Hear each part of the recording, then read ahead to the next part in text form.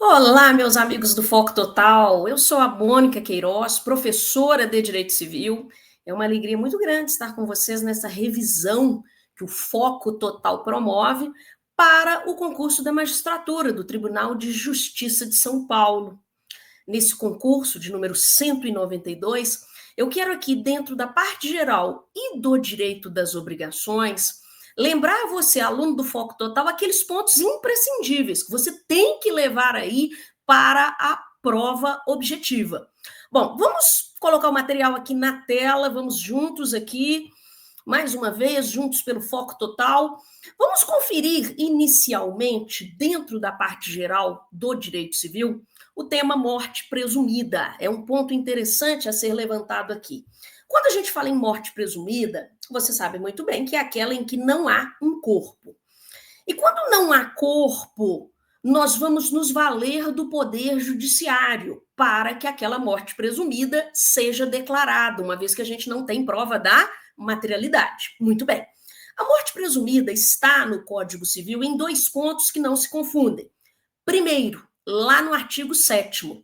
E conforme está na tela para você, a morte presumida do artigo 7º, ela ocorre sem procedimento de ausência, sem decretação de ausência.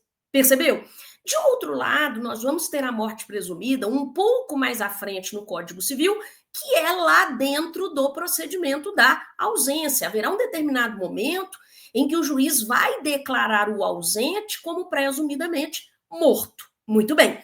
Se você já sabe que a morte presumida está em dois pontos, nesses dois pontos que não se confundem, cuidado com a questão de prova que versa sobre a morte presumida, porque certamente o examinador irá pretender te confundir. Como assim, professora? É que a morte presumida do artigo 7º não tem nada a ver com a morte presumida do procedimento da ausência. Vamos nos lembrar, está na tela aí para você, a morte presumida do artigo 7º. O artigo 7º, o caput dele, já chega dizendo assim para a gente: pode ser declarada a morte presumida sem decretação de ausência. Essa parte aí final, sem decretação de ausência, é muito importante. Por quê? Porque adiante nós temos a morte presumida com a ausência, com a decretação de ausência. Mas, enfim, quando a gente fala da morte presumida pelo artigo 7º do Código Civil, em que não há procedimento de ausência, nós vamos ter duas situações. A primeira situação, que está logo no inciso primeiro, é a de que, quando ocorre ali, quando é extremamente provável a morte de quem estava em perigo de vida. Sim, perigo de vida, essa é a expressão utilizada pelo nosso legislador. Extremamente provável a morte de quem estava em perigo de vida. Como que isso aparece em prova da magistratura? Probleminhas. O cara entrou dentro do avião, o avião caiu, procuraram o corpo do sujeito, não encontraram. Veja, extremamente provável a morte de quem estava em perigo de vida. Percebeu? Além disso, há uma segunda situação em que também será declarada a morte presumida, em que não se abre o procedimento da ausência. Qual é essa segunda situação? O inciso 2º do artigo 7º diz para a gente: se alguém desaparecido em campanha ou feito prisioneiro não for encontrado até 2 anos após o término da guerra. Como assim? Lembra comigo. Imagine um sujeito que foi para a guerra, mas mais do que isso.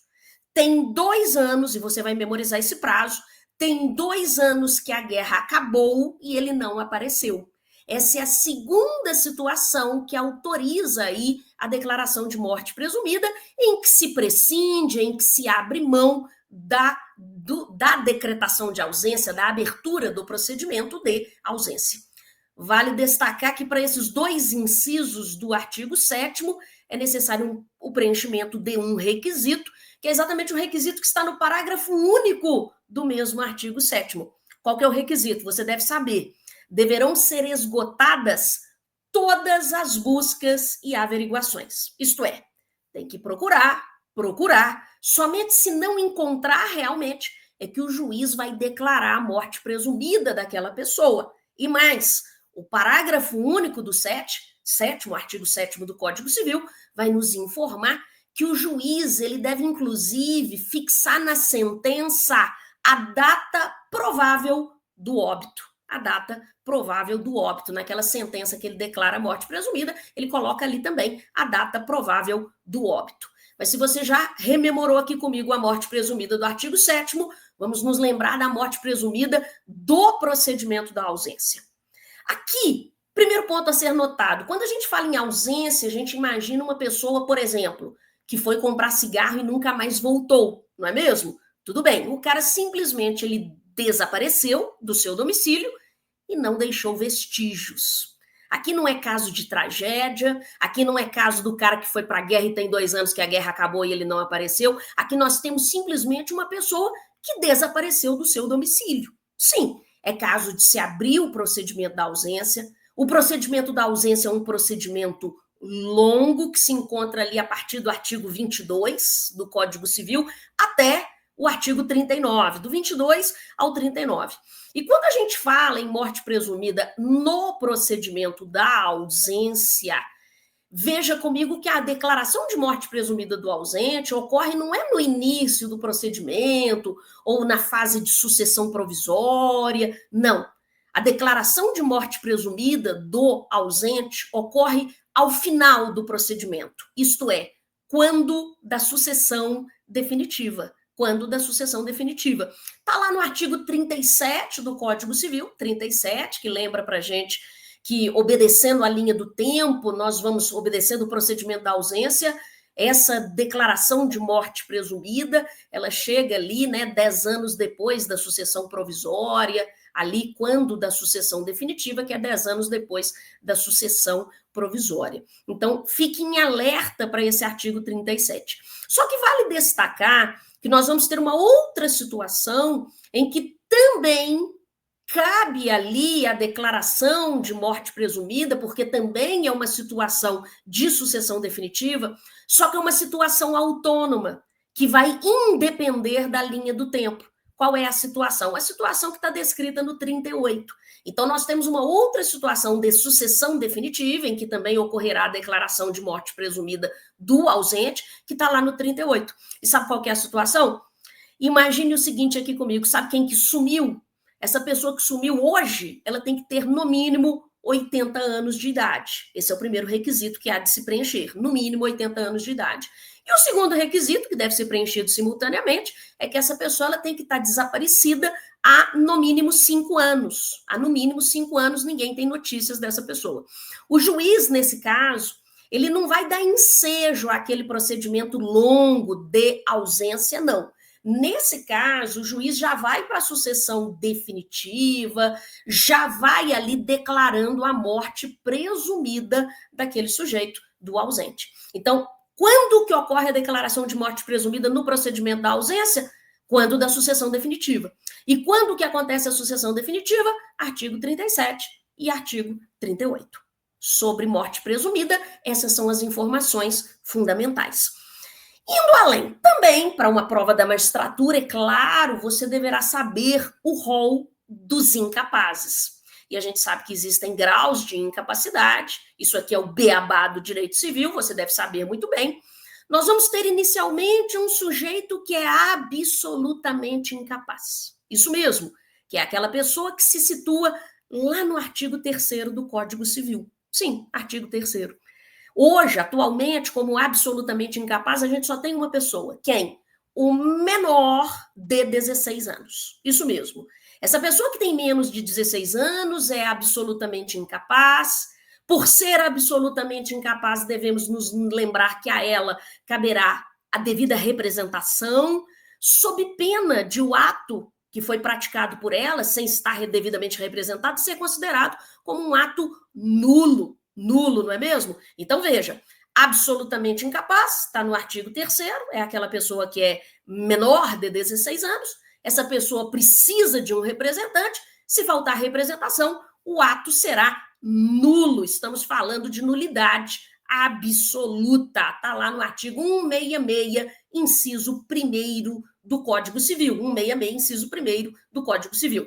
Agora, de outro lado, nós vamos ter aquela pessoa que ela vai se situar numa situação, num ponto intermediário entre a incapacidade absoluta e a capacidade, que é exatamente aquela pessoa que se situa no rol dos relativamente incapazes.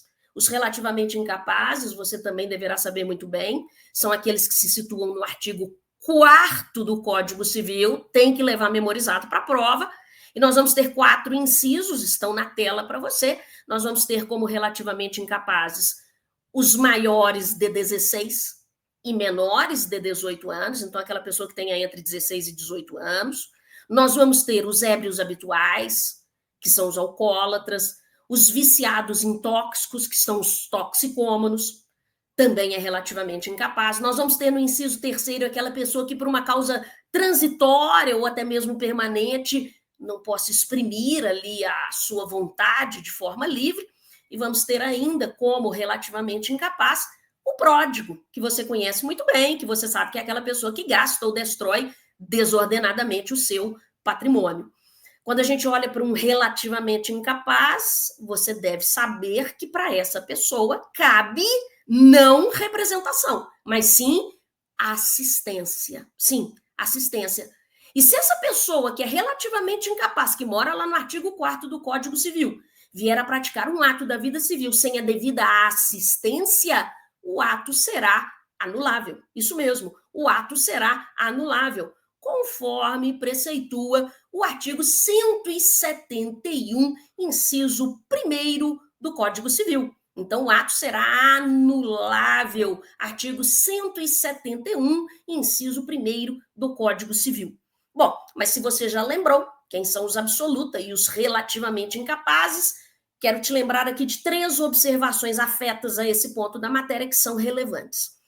O primeiro ponto importante, uma primeira observação importante, é a gente lembrar que se na prova aparece uma pessoa com deficiência, a gente sabe que hoje nós temos no nosso país o Estatuto da Pessoa com Deficiência, que é a Lei 13.146 de 2015, e essa lei, o Estatuto da Pessoa com Deficiência, vai nos informar que a pessoa com deficiência ela é plenamente capaz. Ela é plenamente capaz, realmente. Ela não se situa nem no artigo 3º, nem no artigo 4º do Código Civil. A priori, ela é plenamente capaz. Todavia, é bom que se lembre que essa mesma lei, o Estatuto da Pessoa com Deficiência, todavia, traz a possibilidade, em caráter excepcional, em caráter extraordinário, de haver uma nomeação de curador para a pessoa com deficiência. Então, quando você pega os artigos 84, 85 do Estatuto da Pessoa com Deficiência, você encontra a possibilidade de se nomear curador para a pessoa com deficiência. Mas note que isso deve ser tido, e isso é dito na própria lei, no Estatuto da Pessoa com Deficiência, isso é uma medida extraordinária, isso é uma medida excepcional, isso deve demorar o menor lapso temporal possível. Fique atento a isso. Outro detalhe interessante é que é possível uma outra medida, que não seria uma medida tão invasiva quanto a nomeação de curador, que é o quê? A chamada tomada de decisão apoiada. Tomada de decisão apoiada, que é estudado no mundo do direito de família, que está lá no artigo 1783-A, 1783-A do Código Civil. Essa tomada de decisão apoiada, ela acontece ali, né, quando há a escolha de pelo menos 2 pessoas ali para auxiliar aquela pessoa com deficiência na tomada de decisões do dia a dia. Então, essa tomada de decisão apoiada, que é um procedimento judicial também, ele é menos invasivo do que nomear-se um curador ali para a pessoa com deficiência. Mas, enfim, cabe nomeação de curador, cabe tomada de decisão apoiada também, ok? Essa é uma primeira observação importante. Uma segunda observação importante afeta esse tema é a gente lembrar o que consta do artigo 180 do Código Civil, porque esse artigo ele incorpora uma teoria que decorre da boa-fé objetiva, que é a chamada teoria do Tucoque. O que é isso? Teoria do Tucoque. Por essa teoria, a teoria do Tucoque, uma pessoa ela não pode violar a norma jurídica e depois tentar obter proveito desta violação. Ela não pode depois, ela violou a norma jurídica e depois quer levar uma vantagem ali. Não, não pode. O caso retratado nesse artigo 180 É daquela pessoa que tenha entre 16 e 18 anos, que você sabe muito bem que ela é relativamente incapaz, que ela precisa da assistência de alguém. Mas imagine que ela tenha feito aquele negócio sem estar devidamente assistida, por quê? Porque ela mesma havia enganado a outra parte, ocultando ali dolosamente a sua idade, ou então, quando inquirido pela outra parte, se declara maior de idade, não é mesmo? Então, note que nessa situação faltou a assistência, mas por quê? Porque o próprio jovem, ele engana a outra parte. Neste caso, excepcionalmente, o negócio não será considerado anulável. É isso que está no artigo 180 do Código Civil. Esse negócio será considerado perfeitamente válido e exigível. Por quê? Por causa da teoria do Tucock. Ninguém pode violar a norma jurídica e depois tentar obter algum proveito desta violação. A terceira observação importante, que você deve levar para a sua prova com tranquilidade também, é que a pessoa ela não precisará de alguém representando ou assistindo-a se ela tiver sido emancipada. Também não cabe aí nem representação nem assistência caso ela tenha sido emancipada. E as hipóteses de emancipação são 3 e estão no parágrafo único do artigo 5º do Código Civil. Logo no inciso 1º desse parágrafo único do artigo 5º, você encontra aí 2 manifestações de emancipação. Primeiro, a emancipação voluntária, que é aquela feita pelos pais, ali no cartório, por escritura pública. E a outra é a emancipação judicial, que é feita pelo juiz. Note comigo que emancipação voluntária é feita pelos pais por escritura pública. Emancipação judicial é feita pelo juiz via sentença. O que vai acontecer? Nós vamos pegar aquela escritura pública ou aquela sentença e vamos levar ao registro. Sim, a emancipação voluntária, a emancipação judicial, para qualquer uma delas, cabe registro. Agora, quando a gente fala em emancipação legal, que seria uma terceira manifestação de emancipação, nós vamos encontrar aí 4 situações que estão no mesmo parágrafo único do artigo 5º, nos incisos 2, 3, 4 e 5. 2, 3, 4 e 5, que são aquelas situações quando do casamento daquela pessoa que ainda não tenha 18 anos, o casamento emancipa por força de lei, exercício de emprego público efetivo, colação de grau em curso de ensino superior, e no caso daquela pessoa que tendo ali pelo menos 16 anos, ela já trabalha e se mantém com economia própria, são situações de emancipação legal. Quando falamos em emancipação legal, a lei não exige registro. Registro é só para emancipação voluntária e para emancipação judicial. Então, essa seria mais uma observação interessante afeta ao tema. Outro tema relevante dentro da parte geral, que a gente nunca deve esquecer, é a desconsideração da personalidade da pessoa jurídica. A gente sabe que a pessoa jurídica, tal qual a pessoa natural, a pessoa jurídica também tem personalidade jurídica. E a gente não vai confundir a personalidade da pessoa jurídica com a personalidade dos seus membros. Então, não vou confundir a personalidade da sociedade com a personalidade dos sócios. Você deve saber disso muito bem. Mas, excepcionalmente, é possível, e isso está lá no artigo 50 do Código Civil, que o juiz desconsidere ali de forma temporária, de forma episódica, a personalidade da pessoa jurídica. Ah, mas quando que o juiz iria desconsiderar a personalidade da pessoa jurídica? Como o artigo 50 do Código Civil, que é um artigo muito importante, adota a teoria maior da desconsideração da personalidade da pessoa jurídica, para que ocorra a desconsideração, conforme o artigo 50, é necessário que haja um abuso da personalidade da pessoa jurídica. Sim, a pessoa jurídica tem uma personalidade, só que aquela personalidade está sofrendo um abuso. E esse abuso ele pode se manifestar, está lá no artigo 50, de 2 formas. Ou quando há um desvio de finalidade, ou quando há uma confusão patrimonial. Então, desvio de finalidade ou confusão patrimonial é tudo indício de que a personalidade da pessoa jurídica está sofrendo abuso. E isso autoriza ali a desconsideração da personalidade da pessoa jurídica para que seja responsabilizado o membro ali que levou vantagem, seja direta ou indiretamente, com aquele comportamento. com aquele abuso da personalidade. Então, a teoria maior é que é adotada pelo artigo 50 do Código Civil. Ela exige a comprovação do abuso da personalidade. Agora, no nosso país existe a chamada desconsideração inversa. Ela tem muito cabimento no âmbito do direito de família, direito sucessório. O que seria desconsideração inversa? Ela tem cabimento quando, muitas vezes, aquela pessoa, para prejudicar terceiros, ela oculta bens na pessoa jurídica que ela pertence. Então, um sujeito, por exemplo, que antevê o fim do seu casamento e, para levar vantagem na partilha de bens, transfere os bens para a pessoa jurídica ou passa a adquirir bens em nome da pessoa jurídica. Note comigo que é possível uma desconsideração inversa. Está lá no artigo 50, parágrafo 3º do Código Civil. Desconsideração inversa. Vamos tirar a pessoa natural da frente, vamos lá na pessoa jurídica, porque a pessoa jurídica, nela estão os bens ocultados. E não podemos nos esquecer ainda que o STJ trouxe para a gente um precedente em 2023, em que o STJ reconheceu a chamada desconsideração positiva da personalidade da pessoa jurídica. O que seria desconsideração positiva?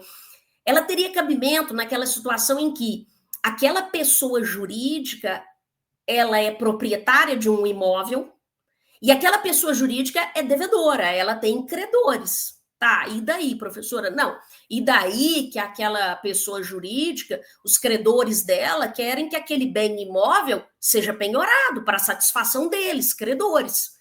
Só que esse bem imóvel, constatou-se ali que ele tinha uma destinação de bem de família. Então, o STJ trouxe nesse precedente de 2023 que não caberia a penhora daquele bem.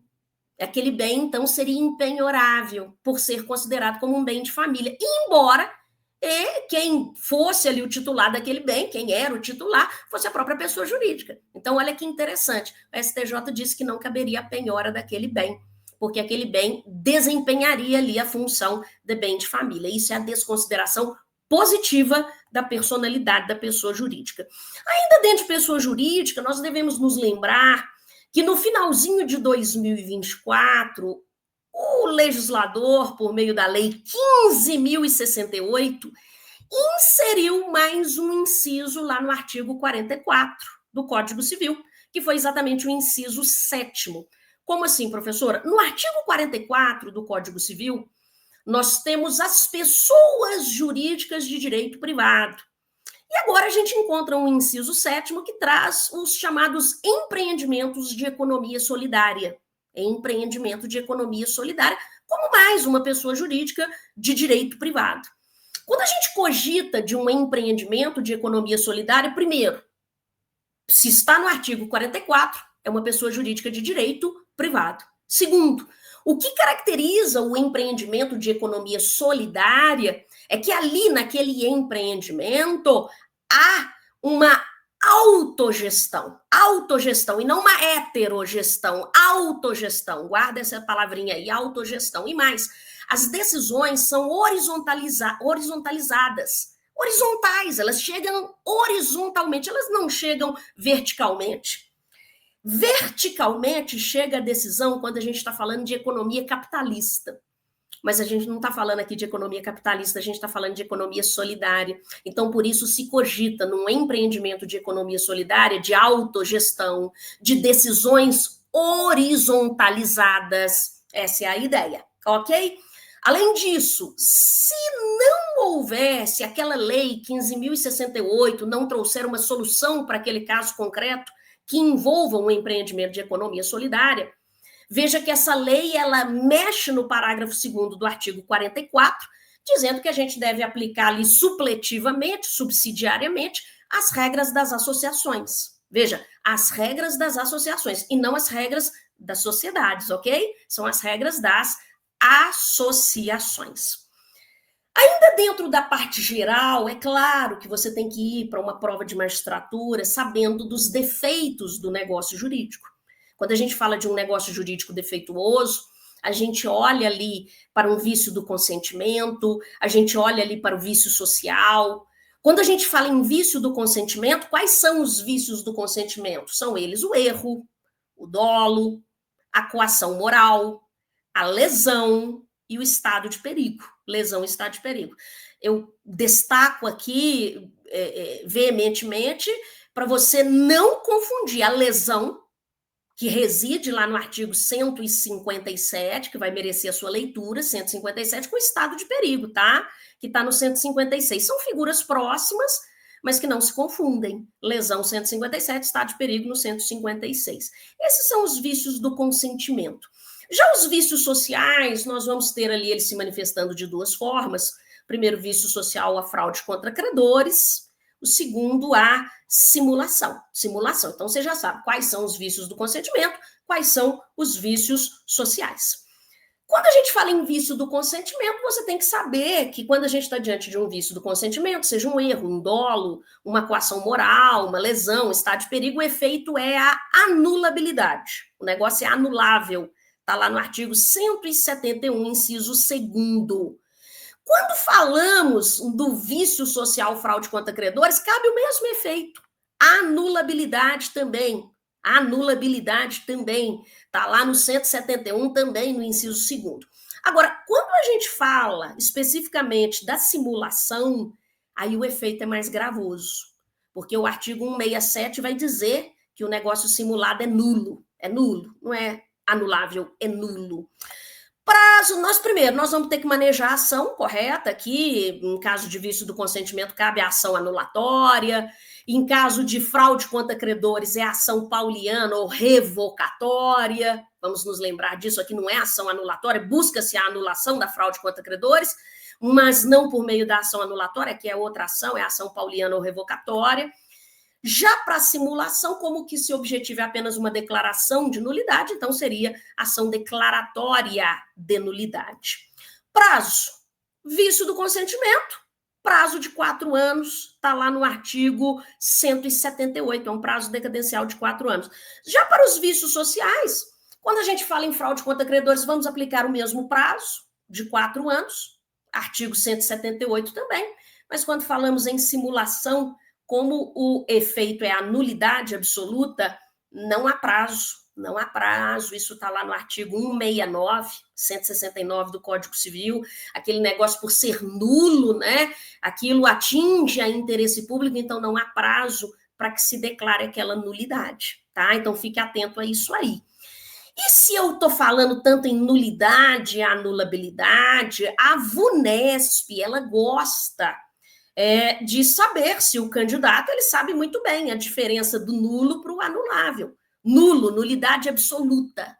Quando a gente fala em nulidade ou nulidade absoluta, você tem que ter em mente que o que ocorre aqui é uma ofensa ao interesse público. Isso mesmo, ofensa ao interesse público. Já quando falamos em anulabilidade, que a gente vai chamar de nulidade relativa, há uma ofensa, mas é uma ofensa tão somente a interesse o que particular. Isso muda tudo, tá? Então, esses vetores devem te orientar na solução do problema.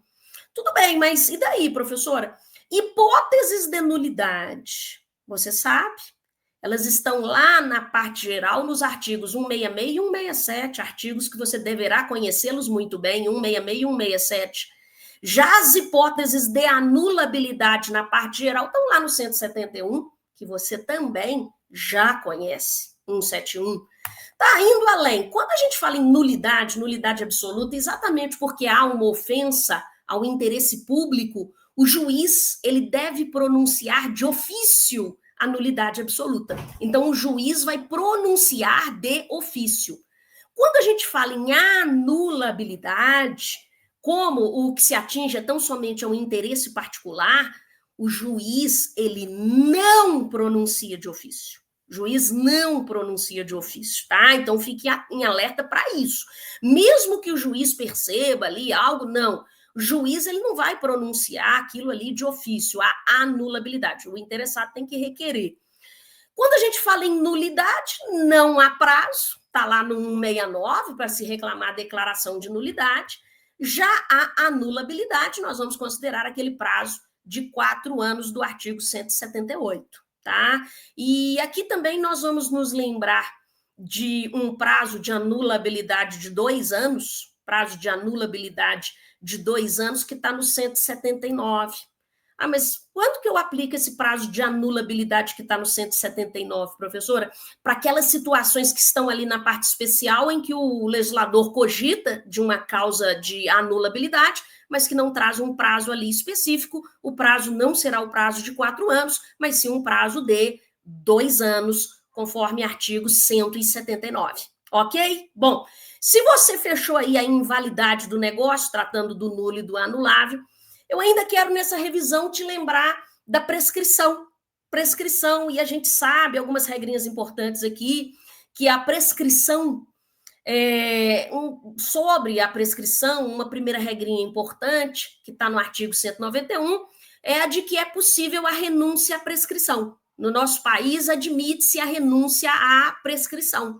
Ah, mas como que se daria a renúncia à prescrição? Veja, eu tenho aí um esquema na tela para você, ele ficou um pouquinho aí desconfigurado, mas você vai entender isso aqui comigo. Olha só, imagine que eu tenha ali um direito a uma prestação. Por exemplo, eu tenho o direito de receber 10 mil reais do João.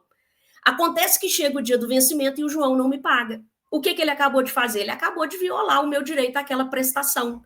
E nasceu para mim, credora, uma pretensão. Quero receber, eu quero receber. Acontece que eu vou ter que manejar uma ação. Sabe qual que é a ação cabível? Ação condenatória. Ação condenatória. Só que eu tenho um prazo para ajuizar essa ação condenatória. Vamos imaginar que eu sou uma credora muito lerda e não há juízo nesse prazo. Ora, vai chegar um instituto chamado prescrição que vai colocar fim à minha pretensão. Então, a prescrição extingue a pretensão, está lá no artigo 189. Ah, verdade, professora, prescrição extingue pretensão. A prescrição extingue a pretensão, já entendi isso, a pretensão do credor. Mas, professora, se o devedor quiser pagar, ele pode? Claro que pode. Imagine que o prazo prescricional já estava consumado, já estava prescrita aquela dívida, mas o meu devedor, ele me procurou para me pagar. Ele pode querer me pagar? Pode. Eu posso querer receber? Posso. Então, note comigo que isso seria o quê? A renúncia à prescrição. Quando o devedor vai lá e paga, pratica ato incompatível com a prescrição. Então, é possível a renúncia à prescrição. Então, até coloquei aí, após consumado o prazo prescricional, o devedor lhe promoveu ali o pagamento. Isso seria um caso de renúncia à prescrição. Outro detalhe interessante acerca da prescrição é o momento de se alegar a prescrição, porque o artigo 193 do Código Civil vai dizer que a parte que aproveita ali da prescrição, o devedor, né, ele deve alegar a prescrição, claro, o mais rápido possível, mas se ele não alegou na contestação, ele pode alegar em qualquer grau de jurisdição. Então, ele pode alegar ali, por exemplo, na apelação, e não há problema nenhum. Um detalhe interessante, ele não pode alegar, todavia, pela primeira vez em grau de ré, recurso extraordinário, ou recurso especial, recurso RESP. Por quê? Pela primeira vez, não, porque são recursos que a gente sabe que exige o pré-questionamento, tá? Não esquece desse detalhe. Nada obstante, o 193 tenha dito para a gente que a prescrição ela pode ser alegada em qualquer grau de jurisdição. Outra informação relevante sobre a prescrição é que o juiz ele deve suprir de ofício a alegação de prescrição. O juiz deve suprir de ofício. Está lá no 332, parágrafo 1º do CPC, e no 487, inciso 2º do CPC. Então, quem traz isso para a gente é o Código de Processo Civil. Vai dizer que o juiz deve suprir de ofício, sim. Outro detalhe interessante sobre a prescrição. Pode ser que no enunciado ali daquela questão, a gente encontre causas que impeçam, que suspendam ou que interrompam o curso do prazo prescricional. É possível que a gente encontre ali causas que vão ali segurar o prazo prescricional de correr. Essas causas, todas elas vão beneficiar o credor. Credor é que vai ficar feliz da vida. Por quê? Porque se algo impede o prazo prescricional de correr, ou suspende, ou interrompe, no frigir dos ovos, o prazo vai ficar maior para o credor ajuizar a ação. Lembrando que as causas impeditivas ou suspensivas estão nos artigos 197, 198, 199 e 200 do Código Civil. Vale a leitura desses artigos. Sendo que eu destaco aqui, de forma muito incisiva, o 197, inciso 1º, que diz para a gente que a prescrição não corre entre cônjuges ali durante a sociedade conjugal. Então, se por acaso credor e devedor é quem? Marido e mulher, não corre prescrição entre eles. Se o que há ali é uma união estável, e quem é credor e devedor são companheiros, não é mesmo? Conviventes, também não corre prescrição, enquanto tivermos ali a união estável. Mas eu quero te lembrar de um precedente do STJ, no sentido de que, se houver separação de fato ali por um prazo razoável, o prazo prescricional vai correr sim. Tá? Então, veja, não foi formalizada ali, não foi formalizado o divórcio, mas há ali uma separação de fato, o prazo prescricional corre, isso é um precedente do STJ que tivemos aí. Uma outra causa que segura prazo prescricional de correr, que eu quero te lembrar, é do artigo 198, inciso 1º, também importante, que vai dizer que não corre prescrição contra absolutamente incapaz. Tá? Não corre prescrição contra os absolutamente incapazes, que você já sabe quem são eles. Destaque para o seguinte: contra relativamente incapaz corre prescrição. Não corre contra absolutamente incapaz. Tá. Agora, as causas interruptivas da prescrição estão no artigo 202. Claro que você vai passar em revista aí na sua casa esse 202, você vai levar para a sua prova. Mas eu trouxe aí o 202 para lembrar para você que, mesmo que naquele enunciado a gente tenha várias causas que interrompam ali a prescrição, apenas uma delas vai ser levada em consideração, porque as causas interruptivas, elas são consideradas apenas uma vez. Tá? Então, mesmo que no enunciado da questão eu tenha várias, eu vou considerar a primeira causa interruptiva, que zera o prazo prescricional. Sobre os prazos prescricionais, nós vamos ter os artigos 205 e o 206. O 206 com prazos bem específicos. Se porventura a pretensão ali do sujeito não estiver no 206, você vai aplicar o prazo geral do 205, que é um prazo de 10 anos, tá? Então, o prazo geral de prescrição no nosso país é de 10 anos pelo Código Civil. Lembrando ainda de que os prazos estão concentrados naqueles artigos, e VUNESP gosta disso aqui também, que é o quê? Lembrar que as partes, mesmo que elas estejam de comum acordo, esses prazos não podem ser alterados por acordo das partes. Não, eles não podem ser alterados por acordo das partes, está lá no 192. Lembrar também que a prescrição iniciada contra uma pessoa continua a correr contra o seu sucessor. O que eu quero te dizer? Está lá no 196. Eu quero te dizer que, se o credor tem, por exemplo, um prazo prescricional de 5 anos para cobrar e chegou no 3º ano, ele não cobrou ainda, e esse credor morreu, e deixou para o herdeiro dele aquele crédito de herança. O herdeiro, ele continua ali, claro, o prazo prescricional continua a correr. Veja que a morte do credor não suspende prescrição, não interrompe prescrição. É isso que o 196 está querendo dizer para a gente.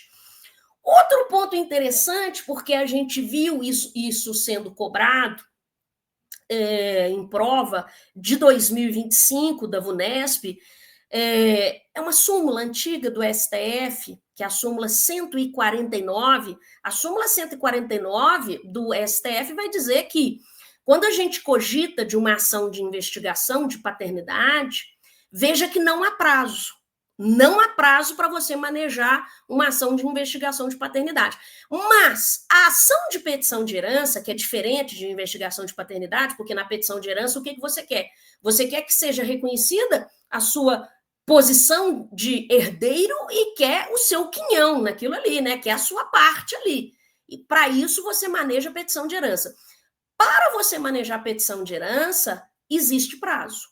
Não existe prazo para manejar a investigação de paternidade, mas petição de herança tem prazo. A propósito, professora, qual que é o prazo para eu manejar a ação de petição de herança?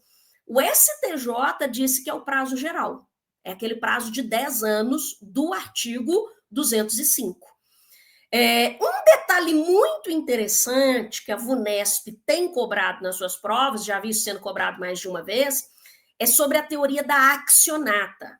Ah, mas o que é isso, teoria da accionata? É porque, por meio dessa teoria, veja comigo, a gente quer saber sobre o início, quando começa a correr o prazo prescricional. O que eu quero te dizer é que a regra no nosso país é que a gente vai aplicar a teoria da accionata na vertente objetiva, ou seja, quando há a violação do direito. Então, quando ocorre ali a violação do direito, a partir da violação do direito, corre o prazo prescricional. Isso é a vertente objetiva da accionata, que é a regra no nosso país. Então, se o João me deve R$1.000, chegou o dia do vencimento, ele não me pagou, ele violou o direito ali na data do vencimento, ali começa a correr o prazo prescricional. Só que, excepcionalmente, nós vamos ter no nosso país algumas situações em que a gente vai aplicar a teoria da accionata na vertente subjetiva. Na vertente subjetiva. Que vai dizer para a gente que a gente vai considerar o curso do prazo prescricional não a partir da violação do direito. Mas olha que interessante, a partir do momento em que a parte prejudicada tome conhecimento dessa violação. Tome conhecimento dessa violação. Pegou aqui comigo? Então, não seria, veja bem, quando a gente fala em aplicar a teoria da accionata na vertente subjetiva, significa o prazo começar a correr não da violação do direito, mas de quando a parte prejudicada tomar conhecimento dessa violação. Percebeu? Ah, tá. Vertente subjetiva aplica-se excepcionalmente. Tá. E daí, professora? E daí que eu vou te lembrar, como apareceu em prova da VUNESP em 2025, o seguinte, olha lá. Quando a gente tem uma ação de reconhecimento de paternidade, que a gente sabe que não há prazo para manejá-la, e vamos imaginar que aquela ação está em andamento, mas que a parte interessada ali pretenda também uma ação de petição de herança. Será que, como há prazo para se manejar a petição de herança, e você sabe que o prazo é de 10 anos, será que, porque temos uma ação de investigação de paternidade em andamento, será que essa ação faz segurar o curso do prazo aí para se manejar a petição de herança? Resposta, não, não. Porque o STJ, nesse caso de reconhecimento de paternidade, petição de herança, o STJ trouxe decisão para a gente de que a gente vai aplicar a corrente objetiva, a vertente objetiva da teoria da accionata. Por quê? Porque a ação de reconhecimento de paternidade não faz segurar o prazo prescricional lá da petição de herança, não. Então, o prazo prescricional para a propuração de petição de herança, o STJ trouxe isso em 2022, começa a correr da abertura da sucessão. Não é do trânsito em julgado da decisão da investigação de paternidade, é da abertura da sucessão. Então, por isso a gente está dizendo que adotou-se aí a vertente objetiva, tá? Então, fiquem alerta nesse caso aí de ação de petição de herança, quando em andamento a ação de reconhecimento de paternidade. Agora, diversamente, nós vamos ter o STJ em 2024 aplicando a vertente subjetiva da teoria da accionata em caso de abuso sexual sofrido na infância ou na adolescência. Como assim, professora? É que o STJ, em 2024, trouxe precedente para a gente no sentido de que aquela pessoa sofreu um abuso sexual, ela era muito novinha, tinha 10 anos, 11 anos. Será que o prazo para se reclamar reparação civil, a gente conta ali de quando ela alcançou 16 anos, que ela se tornou relativamente incapaz? Ou será que é de quando ela alcançar a maioridade civil? O STJ diz que nenhum dos dois. O STJ disse que, nesse caso de abuso sexual sofrido na infância ou na adolescência, o prazo para se reclamar reparação civil corre de quando essa pessoa tome conhecimento do dano que ela sofreu.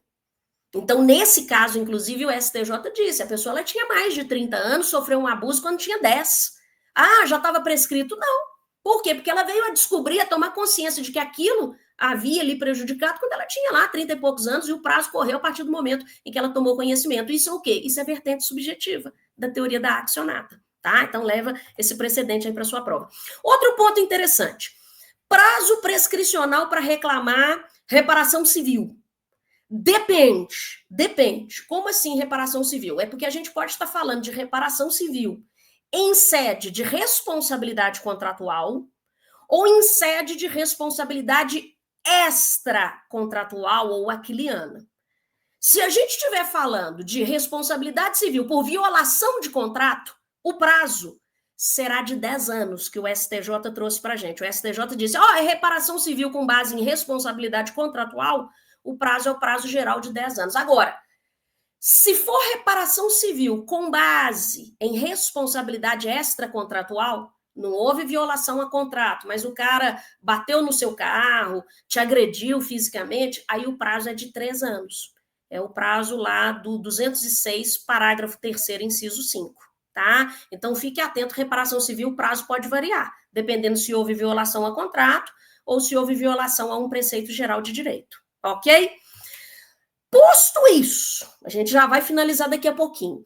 No mundo do direito das obrigações, quando a gente fala em direito obrigacional, quando a gente lembra lá de obrigação de dar coisa certa, obrigação de fazer e obrigação de não fazer, se porventura apareceu no enunciado da questão uma situação que envolvia o inadimplemento, o descumprimento de uma obrigação, seja de dar coisa certa, de fazer ou de não fazer, você tem que perquirir no enunciado se aquele descumprimento foi por culpa do devedor ou sem culpa do devedor. Por quê?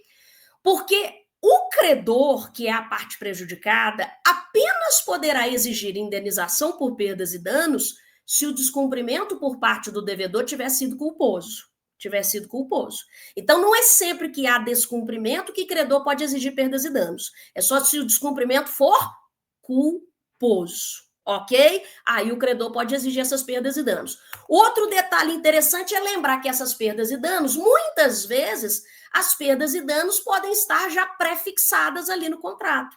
E como é que eu chamo isso? Quando já há uma pré-fixação de perdas e danos no contrato. Eu chamo isso de cláusula penal, de multa, a multa contratual, que está no Código Civil do 408 ao 416.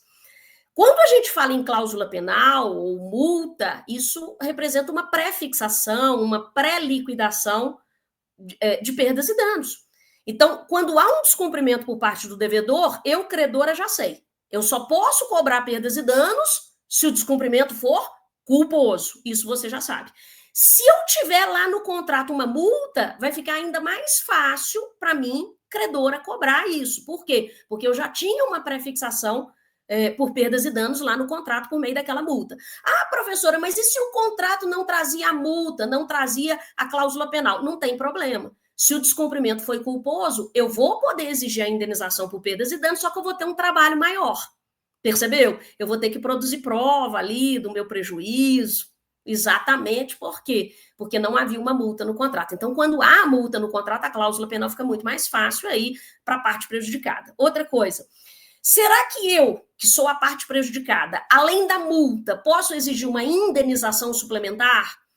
O artigo 416, parágrafo único do Código Civil, vai dizer para a gente que só cabe indenização suplementar se o contrato trouxer essa possibilidade previamente. Porque se o contrato não traz essa possibilidade previamente, você vai ter que se satisfazer ali com aquela multa. Você não pode exigir a multa mais uma indenização suplementar. Agora, se o contrato autorizou a indenização suplementar, você pode exigir a multa mais a indenização suplementar. Claro que, para cobrar essa indenização suplementar, você vai ter que produzir prova desse prejuízo excedente que você alega ter sofrido. Outro ponto interessante é você lembrar que no Código Civil de 2002, nós temos no artigo 413 a possibilidade de o juiz entrar dentro daquele contrato e reduzir, buscando equidade, aquela multa, aquela cláusula penal. Seria uma redução equitativa da cláusula penal, isso é possível sim. Então, ainda que a cláusula penal tenha sido fixada dentro de um teto legal, a depender das peculiaridades do caso concreto, o 413 diz que o juiz pode entrar dentro daquele contrato e reduzir a cláusula penal, a multa. É possível sim. No mundo do direito das obrigações, outro ponto interessante que o VUNESP gosta, está lá no 309 do Código Civil, tá? Que cuida do credor putativo. Credor putativo não é um credor verdadeiro, é um credor imaginário. E aí o 309 do Código Civil fala que quando um devedor de boa fé paga a um credor putativo, veja comigo que esse pagamento é válido. Válido. E é considerado como válido, veja, esse 309, quando diz que esse pagamento é considerado como válido, isso é uma exceção àquela regra geral do pagamento indevido que todo mundo conhece, que diz que quem paga mal paga duas vezes. Realmente, se eu devo a A e pago a B, eu vou ter que pagar de novo. Só que é como se esse 309 estivesse dizendo assim para a gente, olha, mas, entretanto, se você, devedor de boa-fé, pagou mal a um tal de credor putativo, que é um cara que, dentro das peculiaridades do caso concreto, enganaria qualquer um, aí você não vai ter que pagar de novo, não. Esse pagamento será válido. Interessante isso, né? E, rumando aqui para o fim da nossa revisão, para essa prova do Tribunal de Justiça de São Paulo, eu quero te lembrar que em 2024 nós tivemos a Lei 14.905, que colocou fim àquela discussão sobre a taxa de juros legais. Primeira coisa que você tem que lembrar comigo, os juros legais são aqueles juros que são estabelecidos por lei.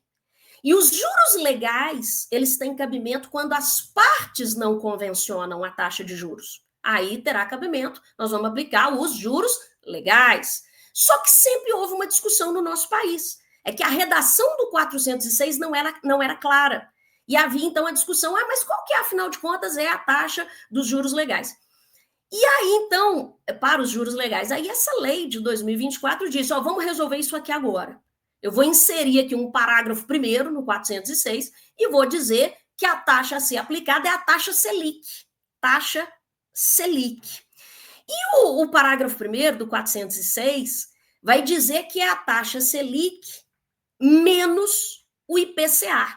Como assim taxa Selic menos o IPCA? Porque deixa eu te explicar uma coisa. A resistência para se considerar a título de juros legais a taxa Selic, um motivo da resistência, é porque a taxa Selic ela já traz no seu bojo um índice de correção monetária. Então, havia essa resistência. Aí, o legislador da Lei 14.905 disse o seguinte, olha, vamos resolver isso, vamos considerar a taxa Selic, só que a gente subtrai ali o IPCA, que é o índice de correção monetária. Pegou? Então, note comigo que qual é a taxa para os juros legais hoje? Não há mais discussão. É a taxa Selic menos o IPCA. Outro detalhe interessante é lembrar que o parágrafo 3º vai dizer que se a taxa daquele período se o resultado for negativo, então olha só, se o resultado for negativo, a gente vai considerar os juros equivalente a zero. Equivalente a zero, tá? Se naquele período acabar dando um resultado negativo. Um outro ponto interessante é que essa lei 14.905 resolve não apenas a questão dos juros legais, que é a taxa Selic, não. Essa lei 14.905 insere um parágrafo único lá no 389 para dizer que se não foi escolhido um índice de atualização monetária, ali para aquele caso concreto, um índice de correção monetária, o índice de correção monetária a ser aplicado será o IPCA, que é um índice aí apurado pelo IBGE. O IPCA, que é um índice apurado pelo IBGE. Então, guarda para mim. Correção monetária, se não foi escolhido o índice ali pelas partes ou não foi imposto por lei, o índice será o IPCA, que é apurado pelo IBGE. Bom, meus amigos, aqui procuramos aí, nesses minutos que tivemos, fazer uma revisão para essa prova aí do Tribunal de Justiça de São Paulo, esse concurso de número 192. Eu sou a Mônica Queiroz, agradeço aqui a sua companhia, desejo para você muito sucesso. Vá de cabeça fria para essa prova, faça a prova tranquilo, você está sendo acompanhado aqui pelo Foco Total e nós estamos na torcida, tá bom? Um grande abraço, tchau, tchau.